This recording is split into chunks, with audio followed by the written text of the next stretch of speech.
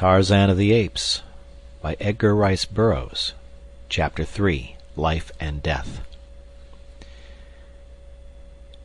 Morning found them but little, if at all, refreshed, though it was with a feeling of intense relief that they saw the day dawn. As soon as they had made their meager breakfast of salt pork, coffee, and biscuit, Clayton commenced work upon their house, for he realized that they could hope for no safety and no peace of mind at night until 4 strong walls effectually barred the jungle life from them. The task was an arduous one and required the better part of a month, though he built but one small room.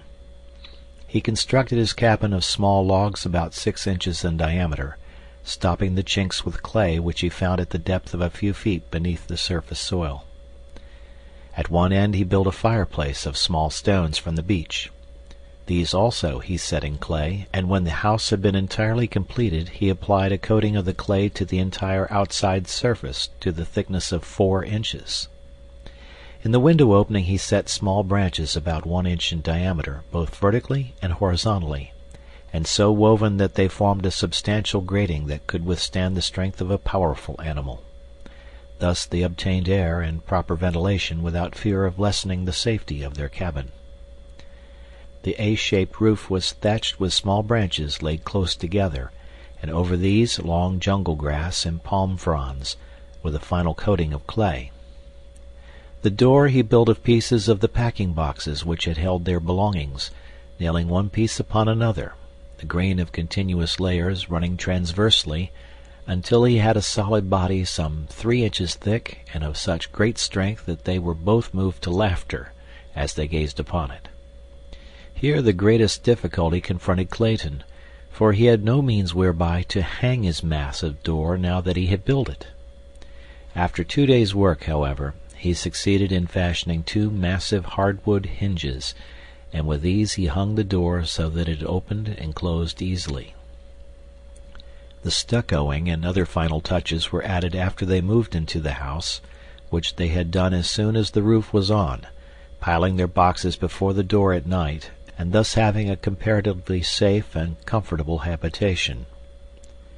The building of a bed, chairs, table, and shelves was a relatively easy matter, so that by the end of the 2nd month they were well settled, and, but for the constant dread of attack by wild beasts and the ever-growing loneliness, they were not uncomfortable or unhappy. At night great beasts snarled and roared about their tiny cabin, but so accustomed may one become to oft-repeated noises that soon they paid little attention to them, sleeping soundly the whole night through. Thrice had they caught fleeting glimpses of great man-like figures like that of the first night, but never at sufficiently close range to know positively whether the half-seen forms were those of man or brute.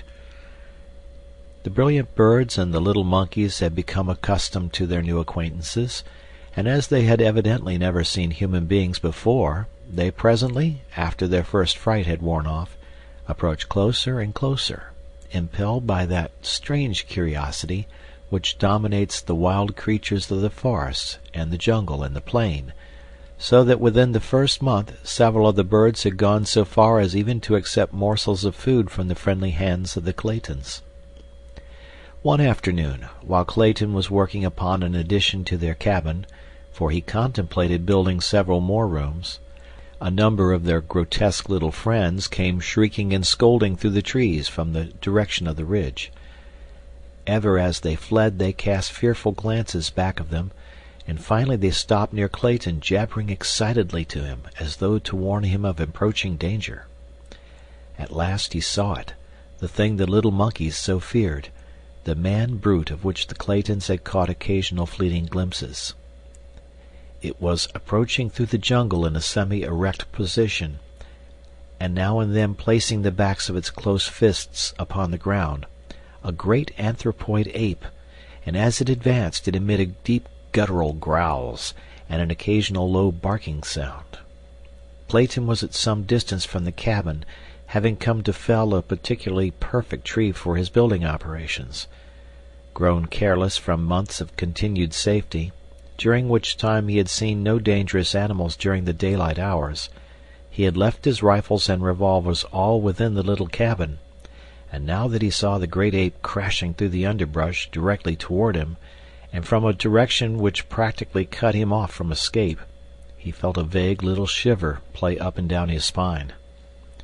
He knew that, armed only with an axe, his chances with this ferocious monster were small indeed.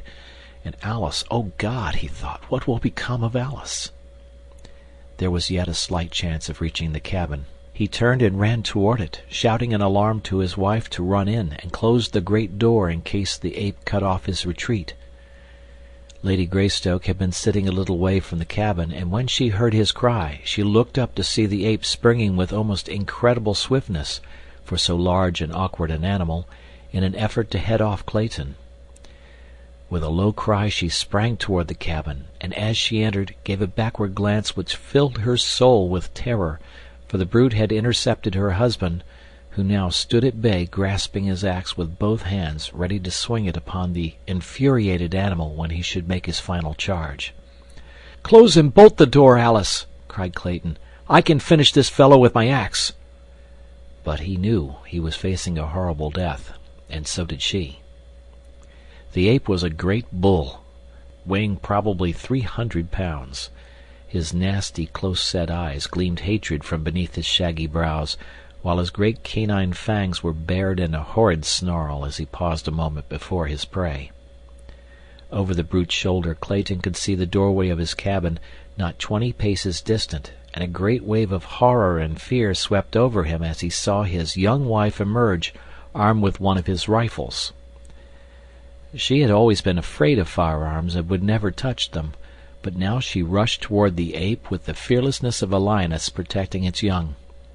"Back, Alice!" shouted Clayton. "For God's sake, go back!" But she would not heed, and just then the ape charged, so that Clayton could say no more. The man swung his axe with all his mighty strength, but the powerful brute seized it in those terrible hands, and tearing it from Clayton's grasp, hurled it far to one side. With an ugly snarl he closed upon his defenseless victim, but ere his fangs had reached the throat they thirsted for, there was a sharp report, and a bullet entered the ape's back between his shoulders. Throwing Clayton to the ground, the beast turned upon his new enemy. There before him stood the terrified girl, vainly trying to fire another bullet into the animal's body, but she did not understand the mechanism of the firearm, and the hammer fell futilely upon an empty cartridge. Almost simultaneously Clayton regained his feet, and without thought of the utter hopelessness of it, he rushed forward to drag the ape from his wife's prostrate form. With little or no effort he succeeded, and the great bulk rolled inertly upon the turf before him. The ape was dead. The bullet had done its work. A hasty examination of his wife revealed no marks upon her, and Clayton decided that the huge brute had died the instant he had sprung toward Alice. Gently he lifted his wife's still unconscious form and bore her to the little cabin, but it was fully 2 hours before she regained consciousness. Her first words filled Clayton with vague apprehension. For some time after regaining her senses, Alice gazed wonderingly about the interior of the little cabin, and then with a satisfied sigh said, "Oh, John, it is so good to be really home. I have had an awful dream, dear.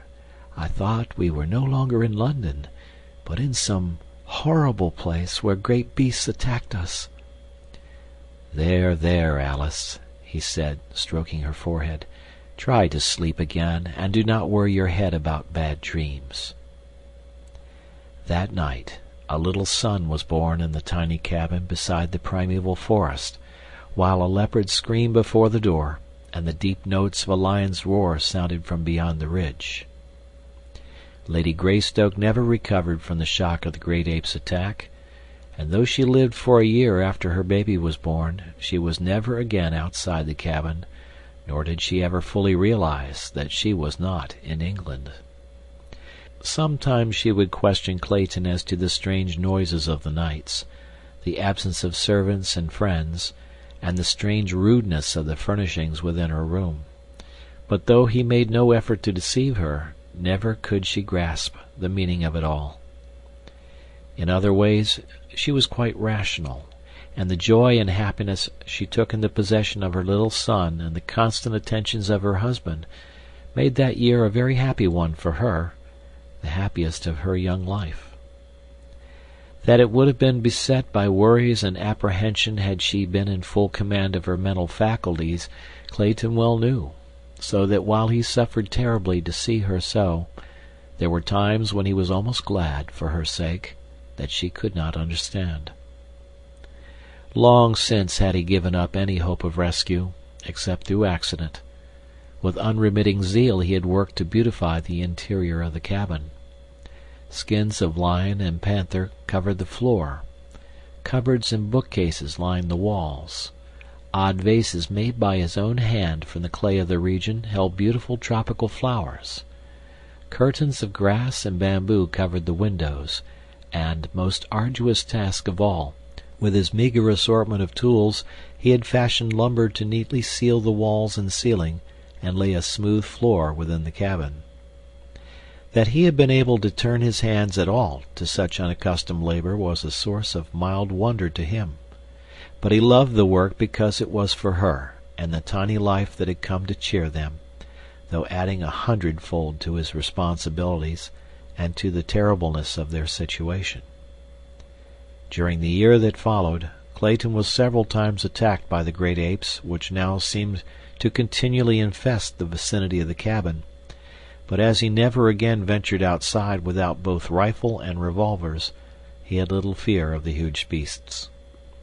He had strengthened the window protections and fitted a unique wooden lock to the cabin door, so that when he hunted for game and fruits, as it was constantly necessary for him to do to ensure sustenance, he had no fear that any animal could break into the little home. At first he shot much of the game from the cabin windows, but toward the end the animals learned to fear this strange lair from whence issued the terrifying thunder of his rifle. In his leisure Clayton read, often aloud to his wife, from the store of books he had brought for their new home.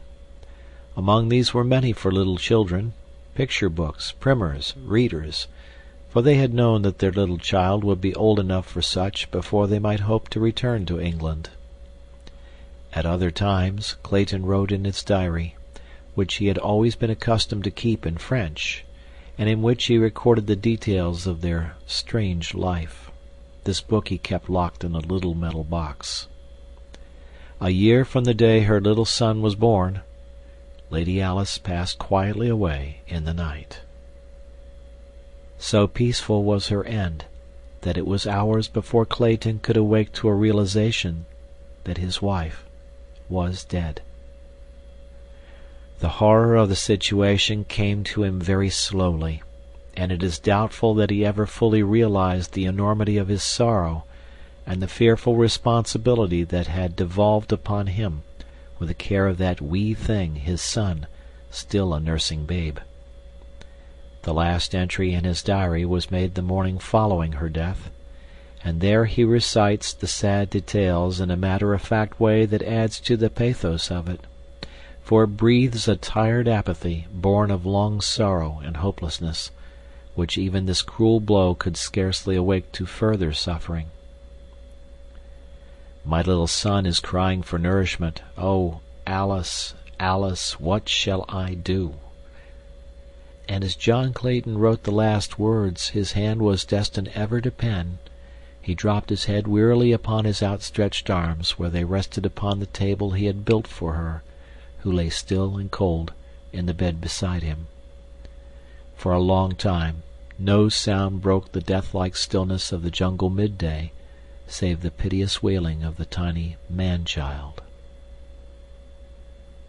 End of chapter.